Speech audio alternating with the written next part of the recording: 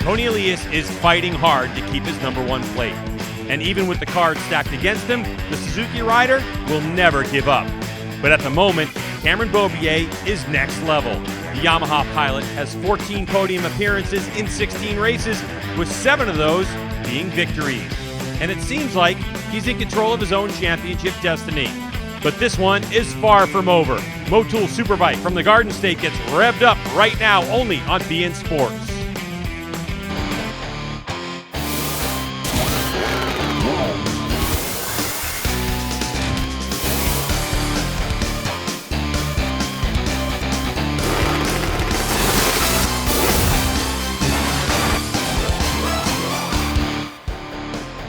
Welcome to the MotoAmerica AMA/FIM North American Road Race Championship, round 9 of 10 for 2018. We're at the MotoAmerica Championship of New Jersey, Millville, New Jersey Motorsports Park. I'm Greg White, sitting alongside Jason Pridmore, who's won 2 of these things. And yes, the track is wet, but we don't really know the conditions out there because we've been sitting in the booth. So let's get to Hannah, who has more. Hannah? Well, I can't speak for the entirety of the track, but right here where I am, it is still steadily raining a little bit. It was a little bit heavier toward the end of that Supersport race there. But yeah, definitely consistently wet. So we'll see how that affects things today. Obviously, there's another championship on the line right now, but a lot of things have to fall into place for that to happen. So I'm not exactly sure. Maybe you guys could shed some more insight on that. Yeah, Jay, I mean, in looking at this, 56 points for Cameron Beaubier. There's, 100 points left. So there's so many different scenarios that can play out. Some that we could predict in the drive. But honestly, in these wet conditions, we're just going to have to sit back and let the race completely unfold. Because who's going to win this one? I don't know. But you know what? This guy right here, Attack Performance Heron Compound Yamaha's Josh Herrin, won a race. And he hadn't won in a long time. So we prepared a little something for you to look at.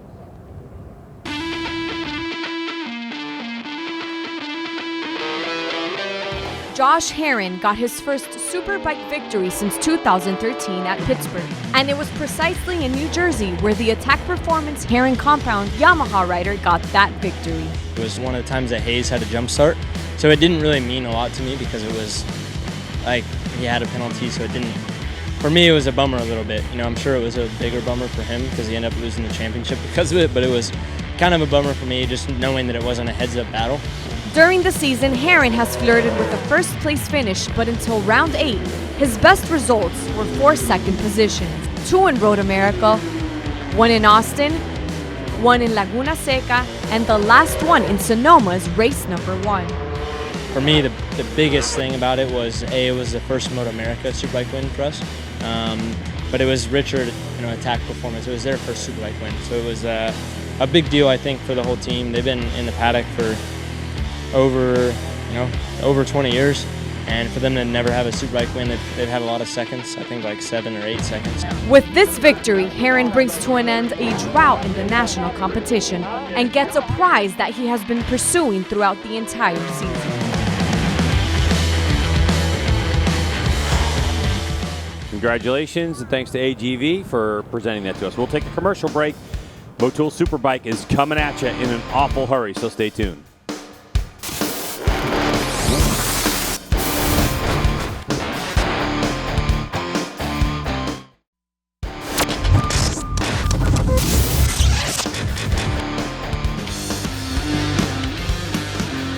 Big fan of New Jersey Motorsports Park, so Jason, let's take a look at the Suzuki hotspots. Yeah, the spots that I figured at the beginning of the weekend that were going to be kind of the hot spots here, Greg. Turn 1 for sure. We're going to see some passing down in there. It's kind of the primary spot. You get a good drive out of that last corner. Got a big long front straightaway. You can actually utilize a little bit of drafting, but turn 1 will be our spot. A little bit different in the dry as compared to the conditions that we have now, but we'll see some action down there for sure. Then you come up over the top of 2 in this little chicane area, turn 3. The reason why I figured it was so pivotal was because getting in and through here consistently well is very difficult to do. It's a quick right into this left, and then from this point here, the track actually falls away from you. It becomes off camber, and it goes from off camber to a little rise in elevation over the little wheelie bump. Turn 6 was my next hot spot. Reason for it, you can't see the tip in when you come into this corner. You can't, not the tip in, you can't see the apex, and so it makes it to where you got to get a lot of laps around here to kind of pick out your points of where you want to be and head down towards turn 7. Then you got 8 and 9. This is the turn that is going to be, you're on the right-hand side of the tire the whole way, going uphill Some guys will do a downshift as they head into turn 9. And that's a spot, again, where I feel you have to have very good bikes at that end. Our last corner here at New Jersey, turn 12. Fun turn, fast, Greg. Kind of what our sport's all about. A lot of speed, a lot of lean angle. Get through that turn well. Hopefully get your head down and nobody's going to draft back past you as you come towards the checkered flag. So those are our hot spots here at New Jersey Motorsports Park. Well, thank you, Jason Pridmore. It's an awfully fun racetrack. And those hot spots presented by Suzuki. So we're getting ready for our warm-up lap. So we're going to take a look at the starting grid. It was Matthew Skoltz in Superpole qualifying in the rain, 138.154, and then Roger Hayden, a fantastic. That's why you see 1.5 seconds, because Skoltz was ridiculous in the rain. It was insane how fast he was. So I got to feel that Matthew's got to try to get to the front early here. Cameron Bobby, then we had Tony Elias, Josh Herron, and Bobby Fong put that Brochus Chicken Honda right up there on the second row. Good job from him, especially after what happened yesterday with a tip over in our preliminary qualifying. And then we got Cam Peterson, Kyle Wyman, Dave Anthony in row 3. Good job for Dave Anthony. A couple guys surprised me here. Jake Lewis, Garrett Gerloff on the back there with Danny Ezek in row 4. Those guys have their work cut out for them. And then we got Max Flinders, Bruno Silva, and Sam Verderico rounding out our field.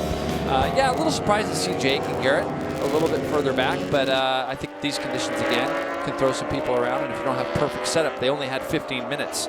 So that can definitely throw a wrench in things for you. All right, let's get down to Hannah, who has our Cycle Gear last-minute report. Now, if you missed us at Sonoma, Cam Peterson injured his foot and had to miss Pittsburgh due to surgery recovery. I went and spoke with him today about how he's feeling his first weekend back on the bike. And he mentioned the only time his foot gives him trouble is on a downshift. So for those of you who are unfamiliar with our riders, they run the opposite, so reverse shifting from that of a street bike, meaning he needs to use the top of his foot to pull up on the shifter in order to downshift.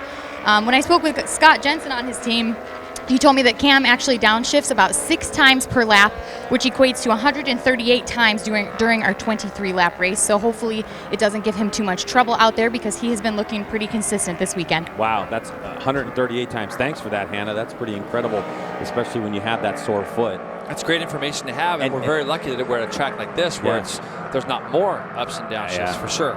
And Cam told me, too, that he's not even like an Advil guy. He doesn't even want to take over-the-counter stuff. He likes to go all natural. So Cam Peterson just dealing with the pain.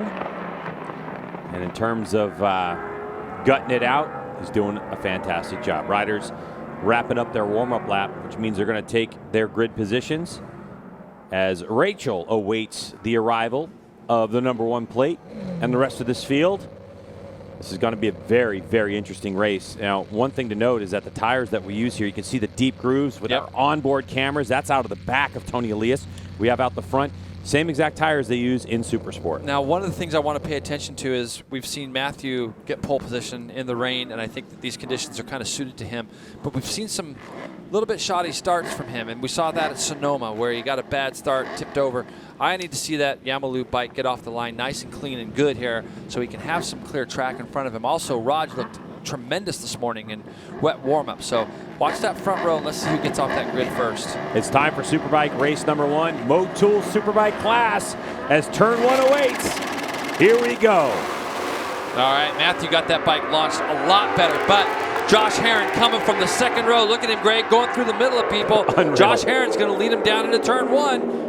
With Cameron Bobier trying to slot himself into second. You look at, is that Cam Peterson that's just gone up into 4th? I think so. On the Brochus Chicken Honda. So he's come from what, Greg? Row 3? Yeah. And you can see this is Tony Elias' bike. So Tony has moved himself up into 3rd right off the bat. Where did Matthew go, Greg? Because he got such a good initial launch. Matthew's in 4th. So Tony just got past him. These first 2 guys trying to take off.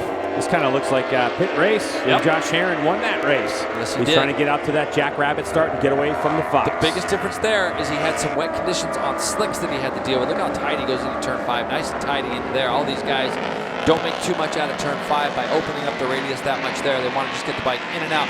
Josh Herron on a flyer right off the bat. I bet you're going to see Cameron be a little bit patient as he's being right now.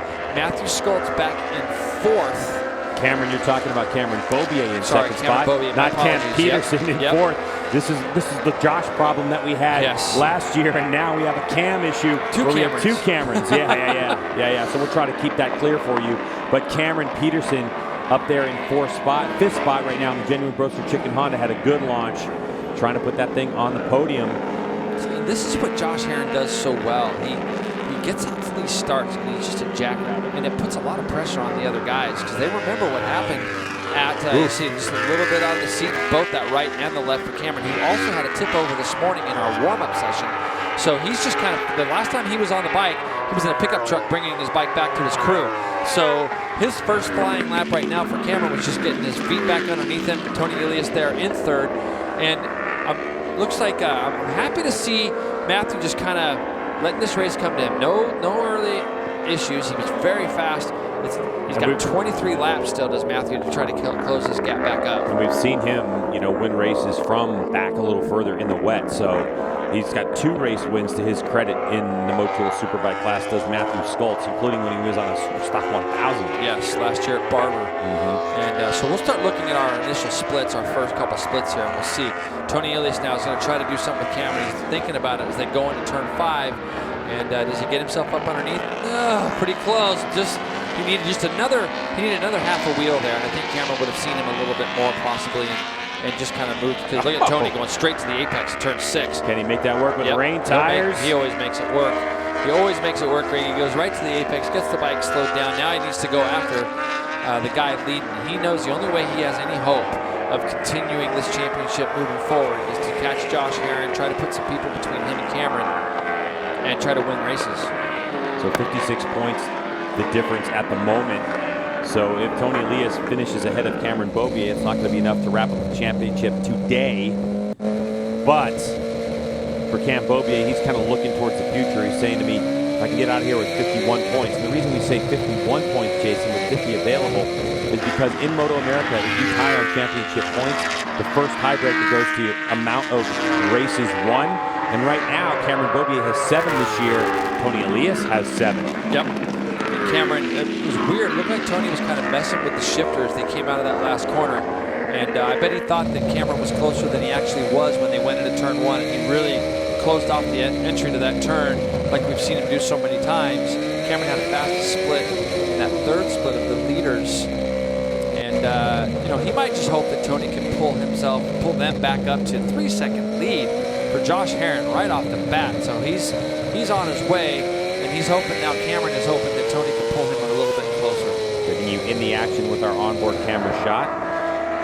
Get a good perspective of just how far back Cameron Beaubier is from Tony Elias. If you can run that same pace, it's really difficult to latch onto the rear tire of someone in these conditions because your visibility. So much missed, huh?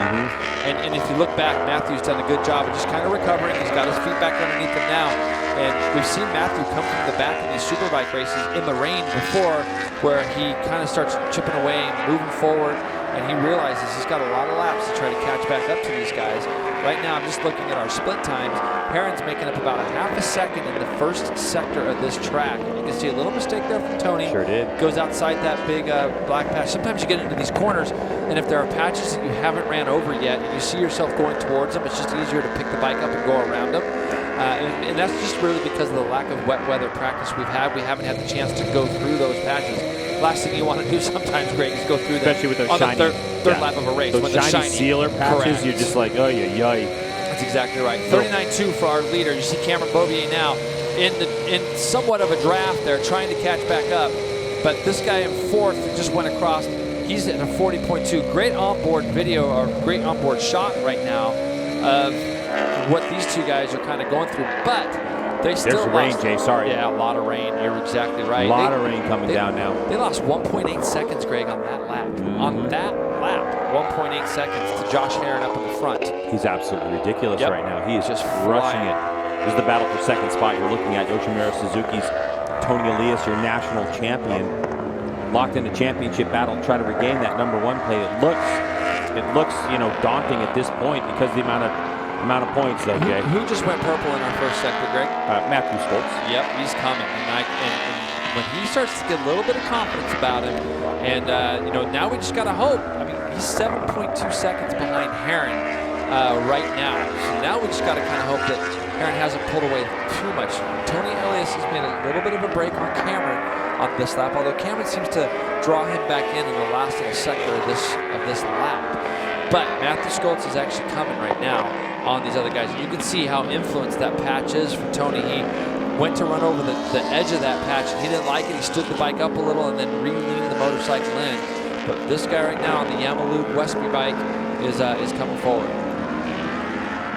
In a big way right now. Yeah, in a big way. 23 laps scheduled for this race, and I say scheduled because as the rain is coming down right now, traction seems to still be available. Yep. But if the skies really open up and it starts to pour and a lot of standing water, it could be a different story. Here it comes. This is a good look at the draft on the front straightaway. Cameron didn't just, again, not in the draft like you would see in the drive. That's right. Well, the thing is that Cameron picks up a lot in the last quarter of this lap is where he makes up all his time. By the time they get to turn 7, Cameron has lost a little bit of time the last time through. But by the time they get through the last sector, he starts to gain that advantage over Tony again. So this is all through turns 3 section here, and it looks like Cameron feels a bit racy. It's the first lap that these guys haven't lost a lot of time to one guy. And the 11's right on their tailpipes now. Matthew Schultz basically ran the exact same lap time as our leader, Josh Herron. So the thing for Josh, he just went across the line. He's got a 5.7 second lead. His team will probably put a +6 up on his board, or at least a +5 when he comes through. As a rider, you're watching that board, and the second that board stays static or stays the same, you know that the guys behind you are at least going the same pace or even a little bit quicker. I think if Matthew can get through, look at the gap that Tony pulls in this sector. See how big of a lead he's got? Yeah. Now Cameron will pull it back all through this neck, right, left, and the S is leading onto the front straight. Tony looks a little bit more tentative from this flip over from the right to the left because of those patches that you see on the track. Keep in mind, 5.7 seconds ahead of what you're watching right now is Josh Herron. He's leading this race, and he is absolutely ripping, not giving up any time. Just at the fastest Sector 3 split of this race, even though the rain is falling, continues to fall. So Tony Elias, number 1 plate, Yoshimura Suzuki in second Look spot. at the drive that Cameron gets on Tony going through the last corner. Now he's got to try to do something with Tony, but he's just not quite close enough. Yeah. And you can see Tony just kind of look down at something. I'm not sure if he was checking lap time or whatever. The hardest part now for Matthew is just to be able to find a good, clean spot to go by the guy that he knows is racing for a championship. And Matthew's won championships where he's from, so I know he knows that there's always going to be a little bit of a genuine respect that you have for somebody that's still in a battle for the championship. And the 2 guys in front of him are both battling. Look at Cameron just draw up on the back of Tony through there. So there are places where Cameron is definitely better than Tony, and there's a couple places where Tony's definitely better than Cameron. Now the question is, where do you pass? Here we go. Where Matthew's going to have a go because he's going to have a look down the inside. And he's able to kind of squeeze in between Tony and Cameron. Good, solid, clean pass from Matthew. Beautiful. Absolutely fantastic.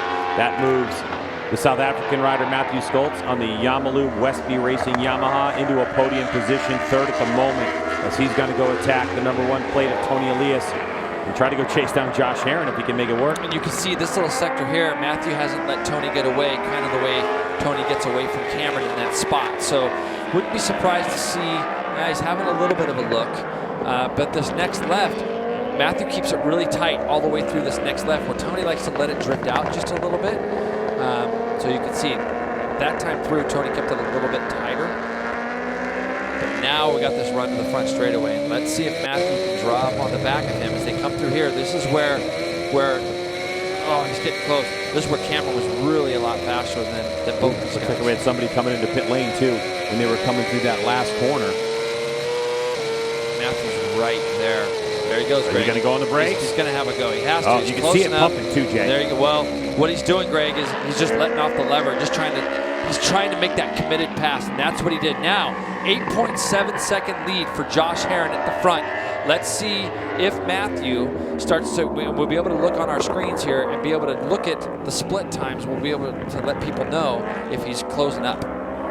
So Matthew Schultz, Yamalu Westby Racing Yamaha, the privateer effort, works his way into second spot. Another look at the pass. You can see the front end bouncing up and down. That's what I was saying. It's like, okay, I got him. Nope, I need a little bit more speed. Nope. And then finally what you do is you just kind of commit and you kind of let go of the lever with the hopes that the bike's going to stick, because he wants to make a clean pass, but he has to do it now. We're on lap 6 of, I believe, what do we got, 17 to go still? So, so 23-lap race. Now he's given himself time to chip into this sort of 8-second lead. And he's not going to be, he doesn't have to be in as big of a hurry to do it. It looked like Cameron was in there deep, wasn't he? He was into that turn a little bit deep. And Tony now is going to just get right on the back of Matthew. But this is where the 2 Yamahas of Schultz and and Cameron seemed to be a little bit better, but Tony's so good at just latching on and figuring it out. Exactly right. Yeah. He definitely can, and so he's saying, okay, sometimes racers get that attitude. If the guy in front of me can do it, I can do it too.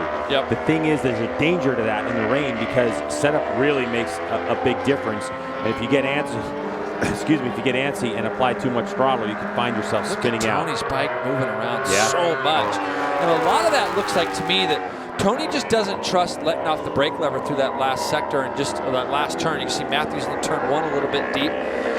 That time through, lap time wise, and talking still with him 0.6 of a second, Herrin over Schultz. And talking with Schultz after morning warm-up, he was just talking about how much confidence he has in the front end of this motorcycle. Yeah. So he said he's okay with kind of getting those little bit of moments where you tuck the front. As long as it doesn't catch him out, he's okay with that movement. Yeah, but watch Tony's bike. See it moving around? Yeah, a lot of spin. And a lot of that is because if you can carry a lot of roll speed and you have a lot of confidence in your bike, you can pick the throttle up. But when you overslow the bike a little bit, then you try to get on the gas harder, you're going to see the back end of the bike moving around quite a bit more. There's a look at the Attack Performance Herrin compound rider, Josh Herrin. 9.4 seconds the lead for this dude. Apparently, he's addicted to winning races. Yep, gotta love it. And you get a little confidence going. And the thing about Josh is he always just seems so prepared at the start. Like he always just gets to the front, knows what he wants to do, and he looks like he's riding so comfortable right now. Even looking at the split times of what we've got going, Matthew gained sort of half a second on him in the first sector and a little bit in the second. So Matthew's got clear track in front of him now. So it will be interesting to see. But look at Josh's bike. Everything he's doing just looks really, really good right now.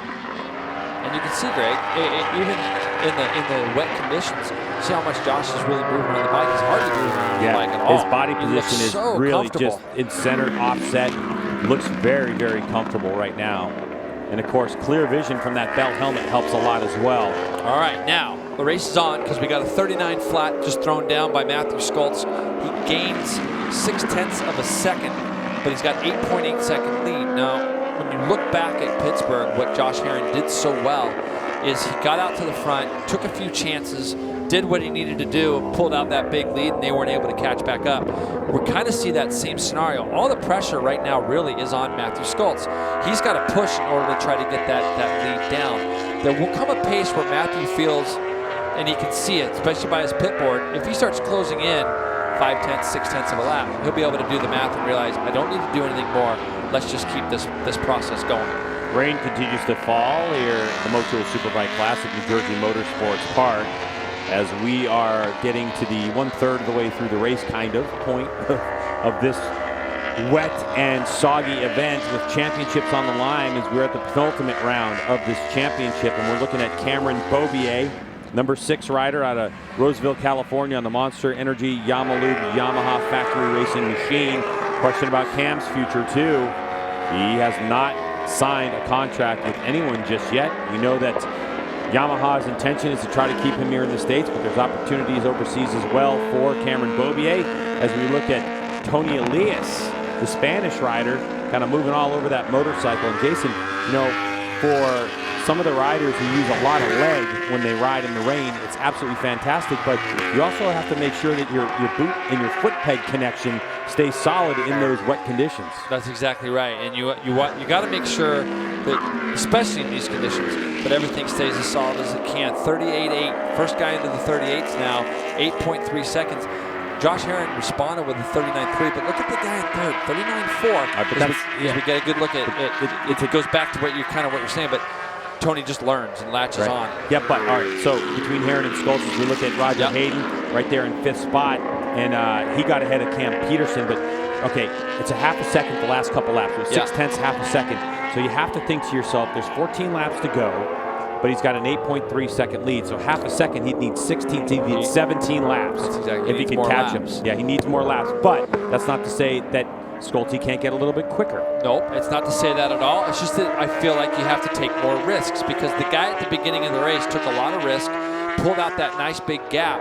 And so now when you're in second and you're charging, you got to take a few more risks, and he's doing that. He's purple in the first sector. Look at Raj and Cam Peterson. Tremendous effort from Cam Peterson. Coming back from that injury, running top 6 right now with Hayden directly in front of him. You can see Bobby Fong on the other Brosters Honda, just there's Bobby. Yep. So Bobby's doing a good job as well, getting used to another new motorcycle and getting to race it in the rain. Had a slide off yesterday. I'm sure if you talked to Danny Walker, it was a little more than a slide off. Yeah, it was. It was but, a little bit, yeah. But these guys were able to get this bike back together for him to come out. And him and Cameron were running around this morning together in the session. So their times were very, very close. Cam Peterson there in the number 45 Genuine Broaster Chicken Honda is a race winner in MotoAmerica competition, AMA level. He won here in the rain on a 600 machine a number of years ago. So he knows how to get it done, and I think maybe that might have put a little bit more excitement in his belly when he saw the rain. But racing a 600 in the rain and racing a full-blown CBR 1000 RR Superbike, two totally different things. But Cameron's doing a really nice job right now. He's keeping Raj in sight. Raj also, good to see him a little bit closer up front than he's been lately. Nice and aggressive. Yep. Roger was really nice, aggressive riding in Super Pole qualifying in very similar conditions. Now let's get back to him, because I got to talk about Josh Herron. He's watching his board. He saw that it came down a second, so what does he do? He goes and fires off a 38.7 to a 38.5 fastest lap of the race from Matthew Skoltz. So it was only 2/10. He's in a little bit deep there. He's got that thing no problem turned. See that? Now it looks like he's trying to change a mat possibly, Greg. You see him looking over at his left wrist. Yeah. So it's either that or he's trying to dial in maybe a little bit of a break. So it could have been one or two things. You can see, this is the neat thing about New Jersey. When you make that right-hand corner that he just went through, you can kind of look across, and you can kind of see who's coming, who's where they're at. You don't really have to look back. You can just kind of look across. You can see Herron was doing that just there. Right now, first two sectors, this guy's gained a whopping 2/10. So the risk he's having to take to gain such a little bit of time back, this is his pass earlier, was Matthew, as he went underneath Cam Peterson in turn 5. Cam Beaubier. Cam Beaubier. Yeah, I told you. Keep helping me with that one. It's a Cam situation. I need help, all right? So I'll just say Cameron. Goes underneath Cameron into turn 5. And then he set sail after Tony, and he made pretty quick work of Tony as well as they went down into turn 1. He was able to just kind of get up underneath Tony. You can see, Greg, you're right. That was a very late pass, but Tony saw it coming, let Matthew through, and 38.3 that last lap. But he only gained 3/10. 38.6 for Josh Herron. That's his fastest lap of the race again. Yeah, with Tony Elias doing his fastest lap of the race, but still losing another 0.4 of a second to Matthew Skoltz.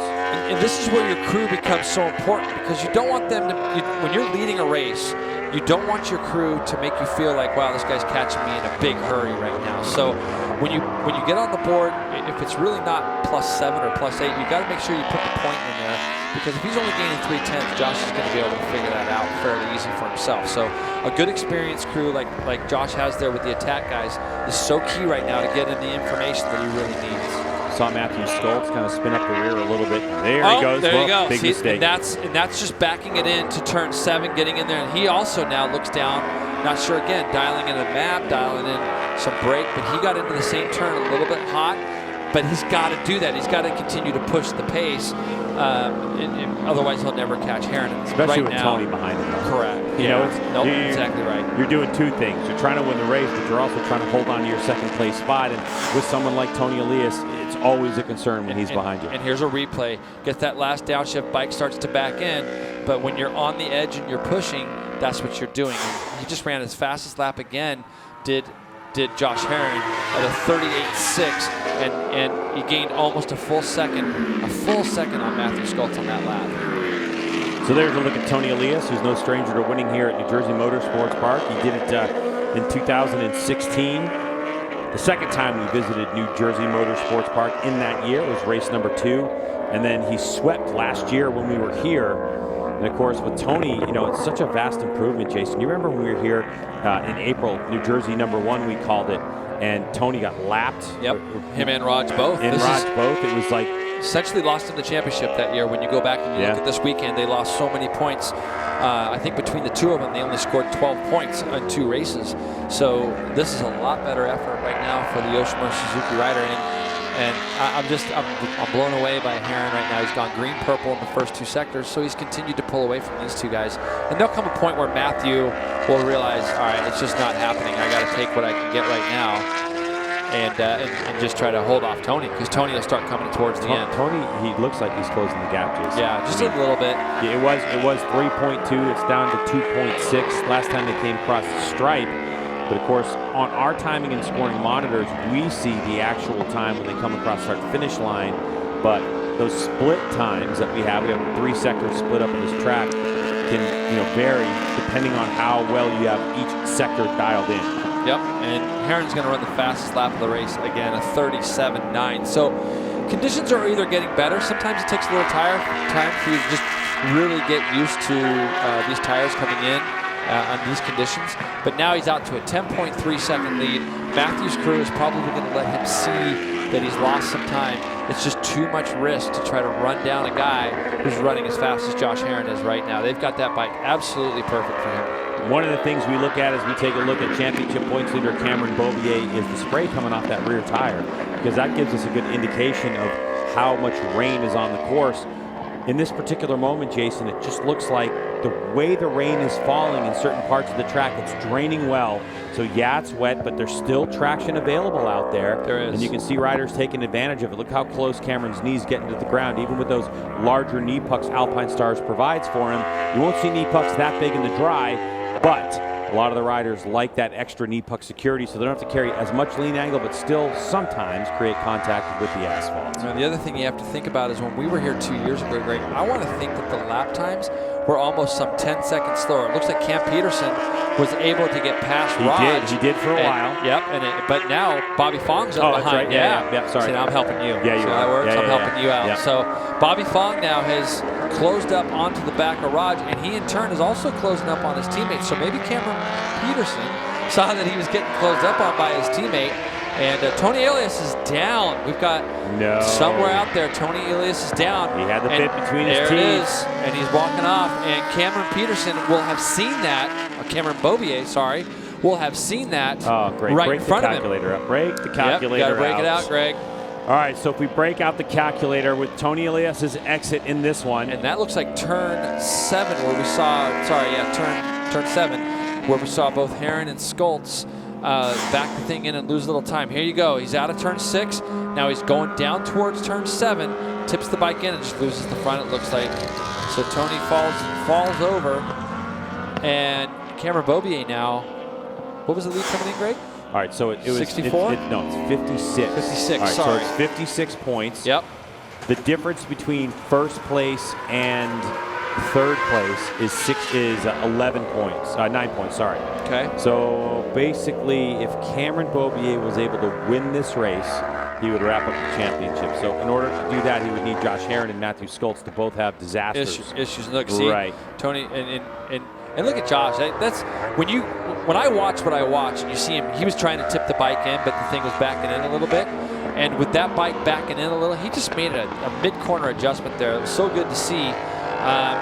Right now, 11.4 seconds. He's in the 38th still after that last lap. Only 2/10 slower than his fastest. Here you go, Greg. Here's a little live update. It looks like maybe of our points. And you can see 63 points right now back to from between Beaubier and Elias, I believe, if it ended now. So, but what I'm watching Josh Herron do is just control this thing right now up at the front. There's Cameron rolling around in third, but knowing that his main rival is out.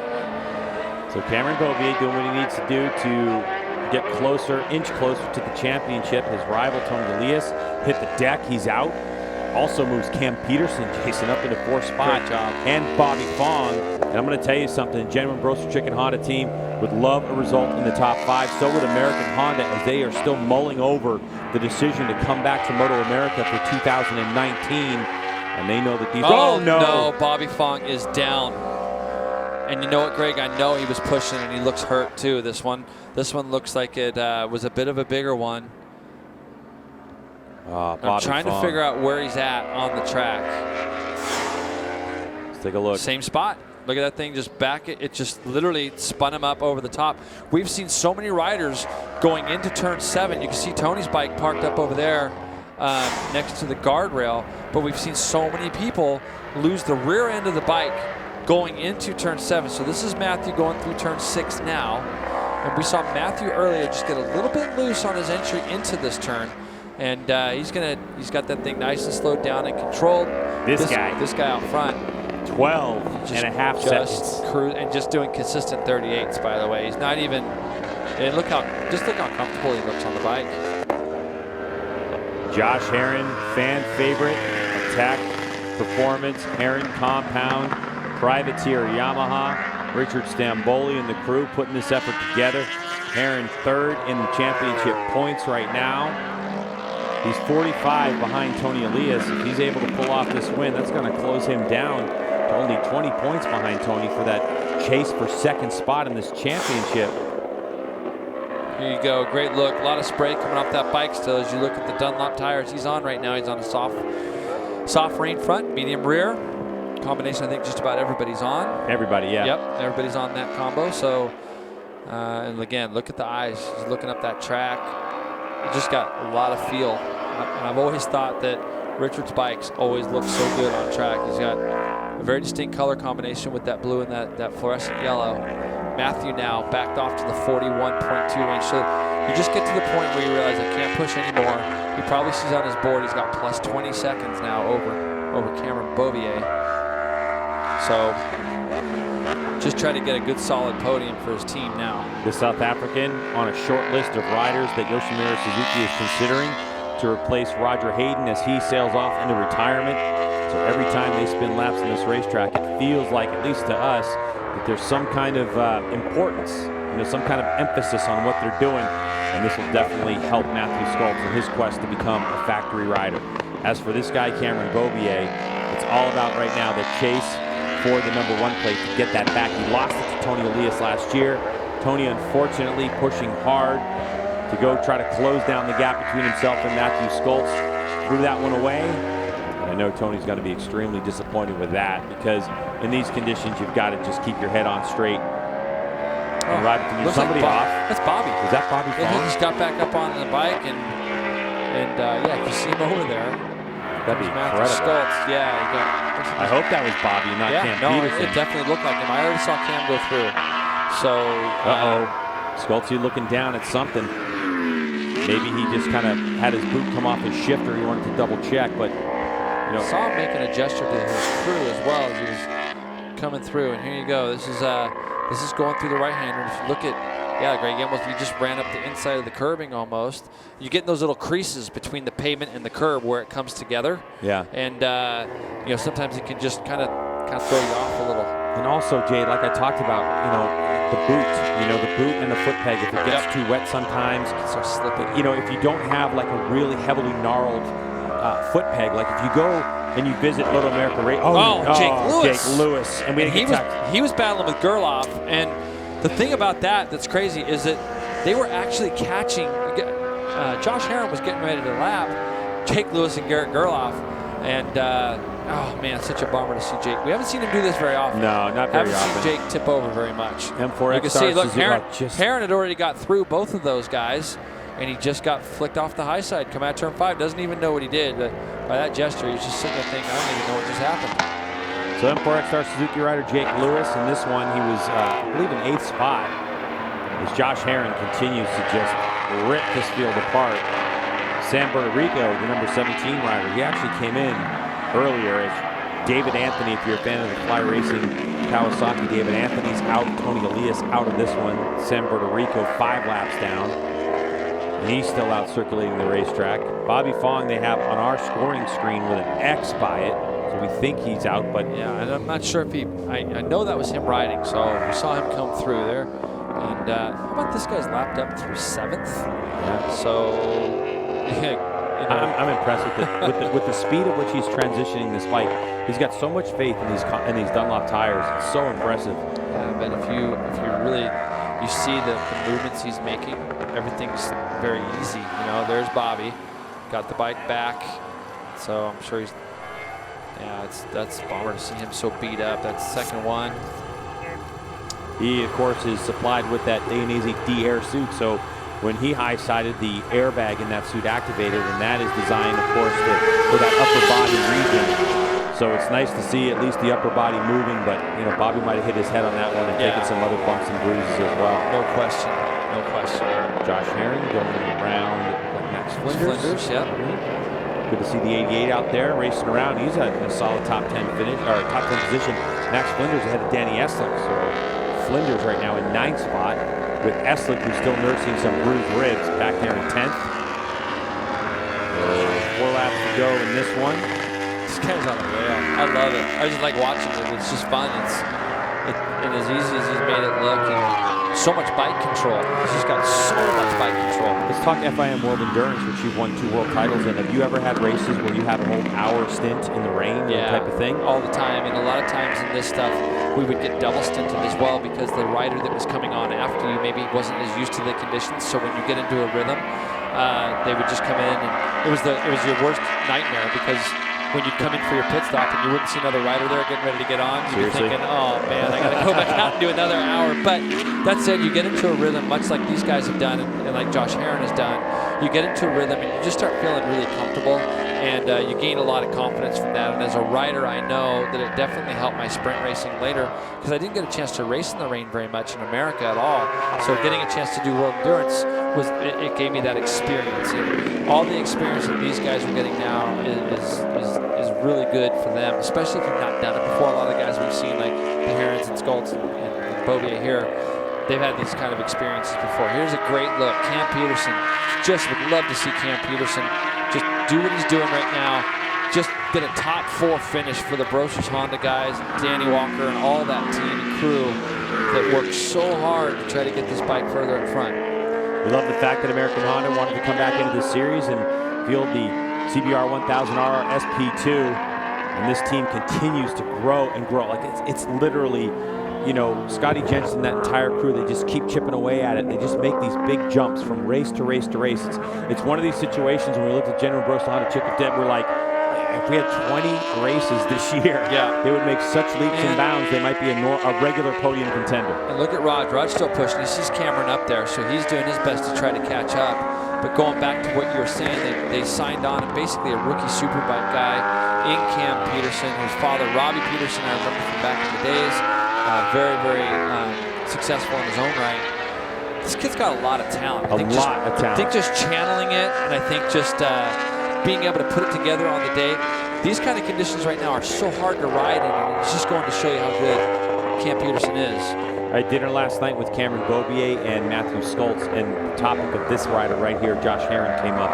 And what you just kept hearing coming out of the mouths of these guys was talent. How much talent Josh Herron has. He's unbelievably talented. He's able to do things on motorcycles that even wow his competition when he's racing in and amongst them. And for him to be able to do this in these conditions, as well as what he was able to do at pit race when he had slicks on, and it was, I mean, it's just absolutely putting on a display here. It's incredible.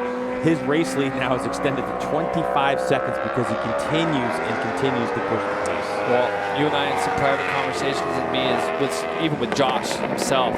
I've always said that I think Herron could be even better than he is. I think he's got so much talent, so much feel that you would never ever go up to a rider of his caliber and go, hey, why didn't you change this or why didn't you change that? But there's things that I just kind of catch my eye with him. And today, just watching what he's doing now,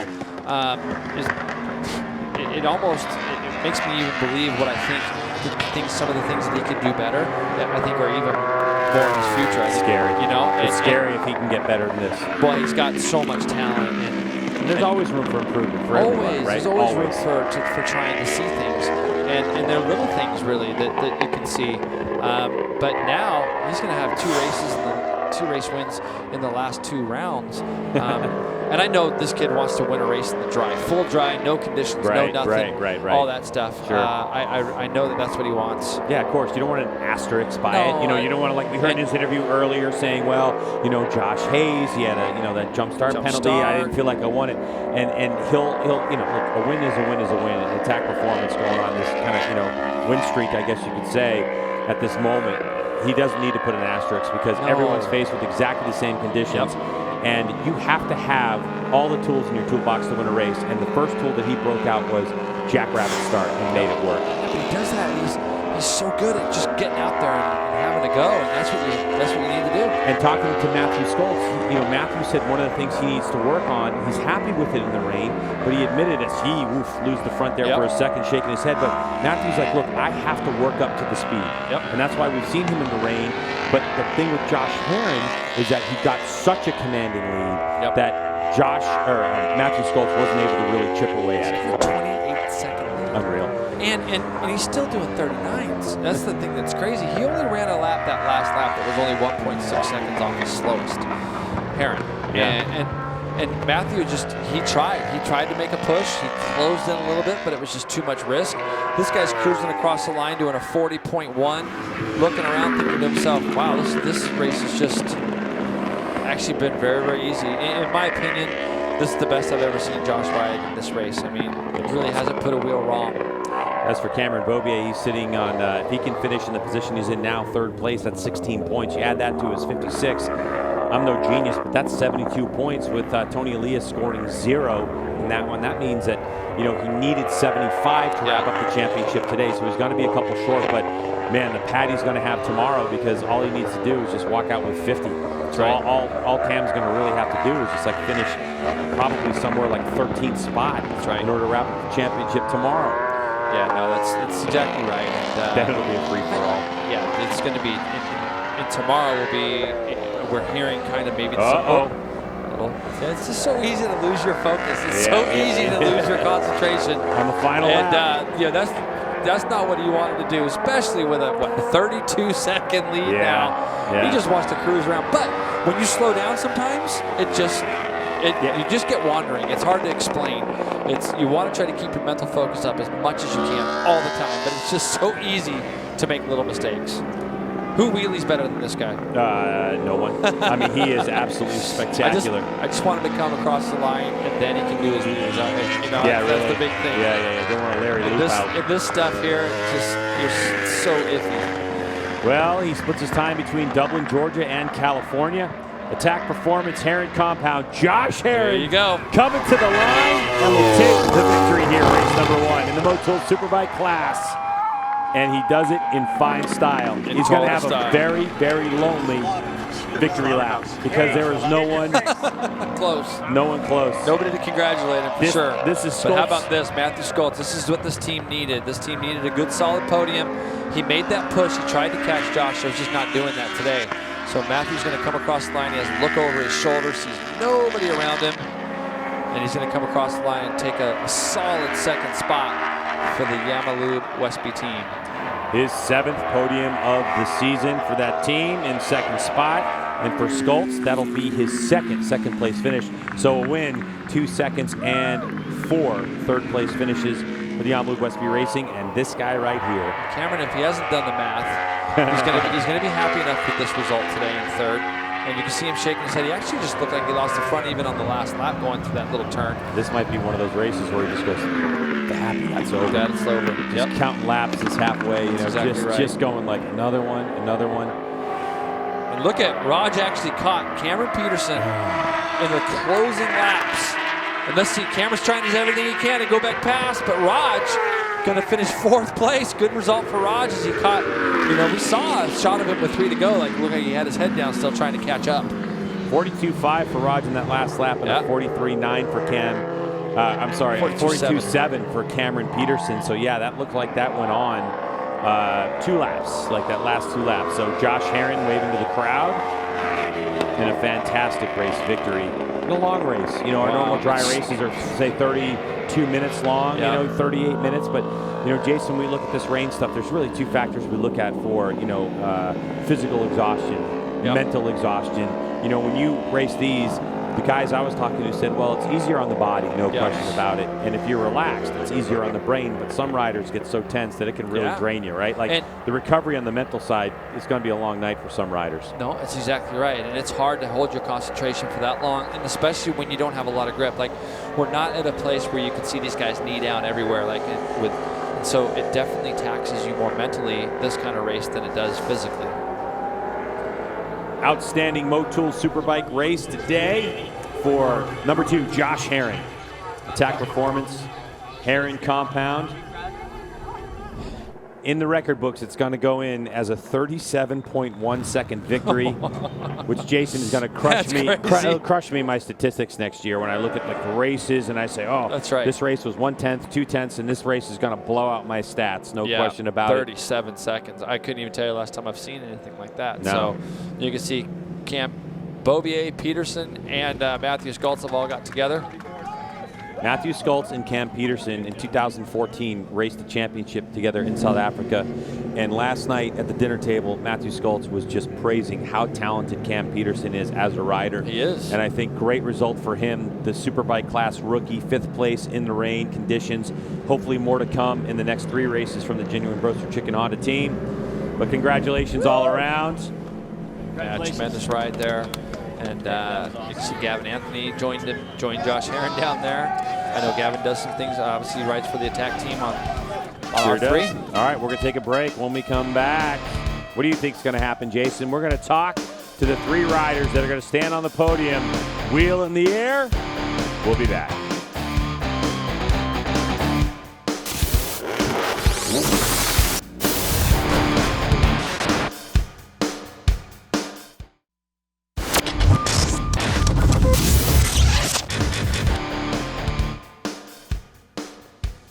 All right, we're back to New Jersey Motorsports Park as we just saw a very, very interesting Motul Superbike race. Here's a look at the championship point standings. We talked about it, Jason. 72 points now for Cameron Beaubier. Yep. 92 back is Josh Herron. So no chance for Josh Herron to win this championship. But Tony Leah still has a mathematical shot as there are 75 points available. But that would mean Cameron would have to have 3 disasters in a row. And Josh Herron's going to be eyeing that 2nd place also. You know, he's right there and got some race wins under his belt. But yeah, 72 points is going to be very difficult for Tony now with that little mistake today. As we take a look further back in the field, David Anthony there. A2, Bobby Fong, Cam Peterson now getting close in that championship battle. And that is a good look at the points as Cameron Beaubier is lining himself up to win his 3rd Motul Superbike Championship in MotoAmerica. We're going to take a break. We're back with more after this.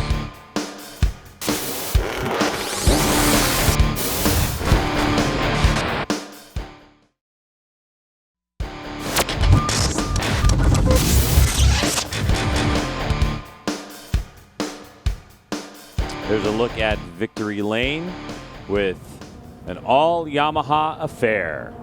Going 1, 2, 3, Herron, Skoltz, and Cameron Beaubier.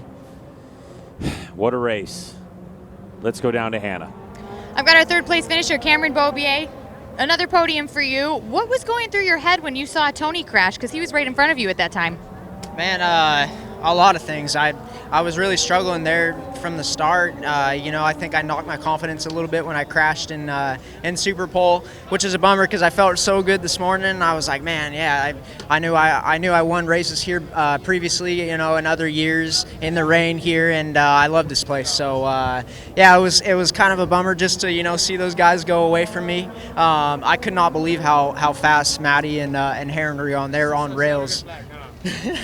But I just got to give it up to my Monster Energy Yamaha, Yamalube Yamaha team, Yamaha Financial Services. We're in sniffing distance of that championship, and I want that #1 plate back so bad for me and my guys. So huge thanks to them, Battle Alpine Stars, for keeping me safe in my crash earlier. And yeah, I'm ready for tomorrow, no matter what it does, rain or shine. And yeah, big congrats to my teammate JD for wrapping up the title.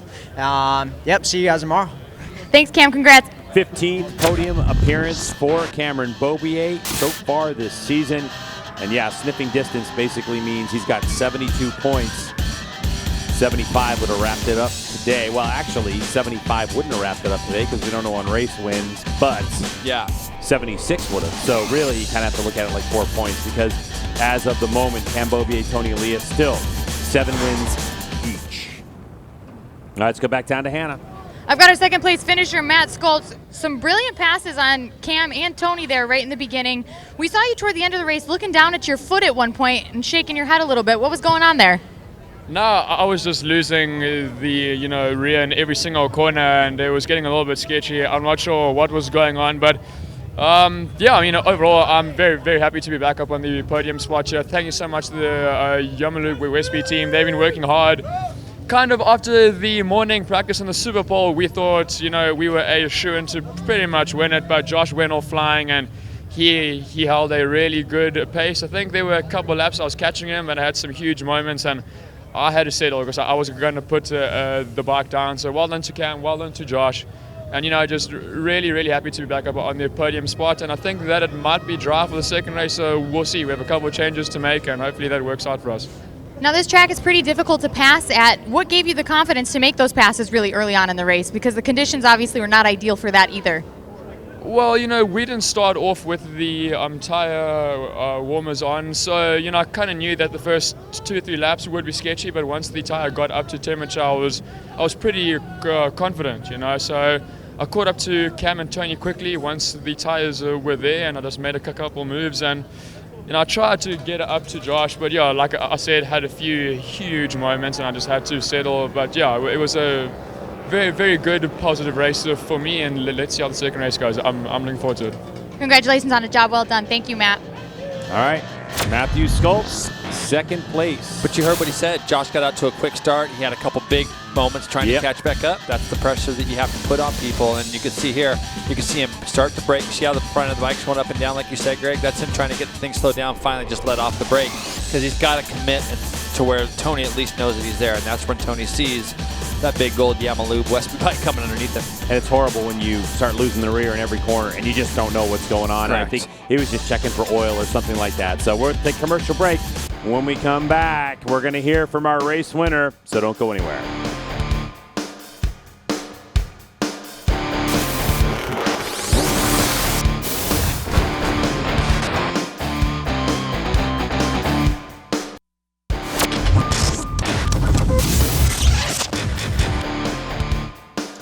All right, so if you're with your little club racing buddies or track day buddies and you say that's how you ride in the rain, you're talking about Josh Herron, and he's with Hannah.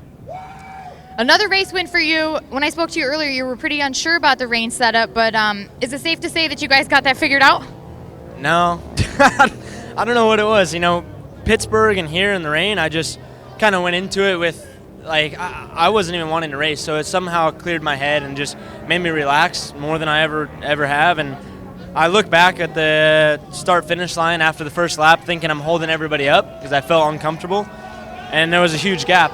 What the heck? So I just put my head down, kept going, had a few moments, but just kept charging. Last race we had a big lead, and then I lost it, so I didn't want that to happen again. And like I said, just kept going. So thanks to everybody for coming out and sticking out in the rain. Thanks to the whole Attack Performance Yamaha team, and just looking forward to tomorrow. Hopefully, as much as I'd like to say I'd like it to rain again so we can do this, I want it to be dry so we can get a good race in and have something exciting. Congrats on another win. Thank you, Josh. Well, there you go. We kind of said he wants to run one in the dry. Yeah. But it blows me away when I hear a guy of Josh's caliber go, I didn't really want to race, because he's got more bike control than most people. So for him to go out there and win the way he did today shows so much control. And feel like he's holding people up after the first lap. Hey, Josh, those are the wins that you have to cherish. When you feel like you're holding people up and you're pulling away to a 37-second win, pretty solid effort there. So tremendous job again from Josh Herron. We'll take a commercial break. More on the other side here on BN Sports. Don't go anywhere.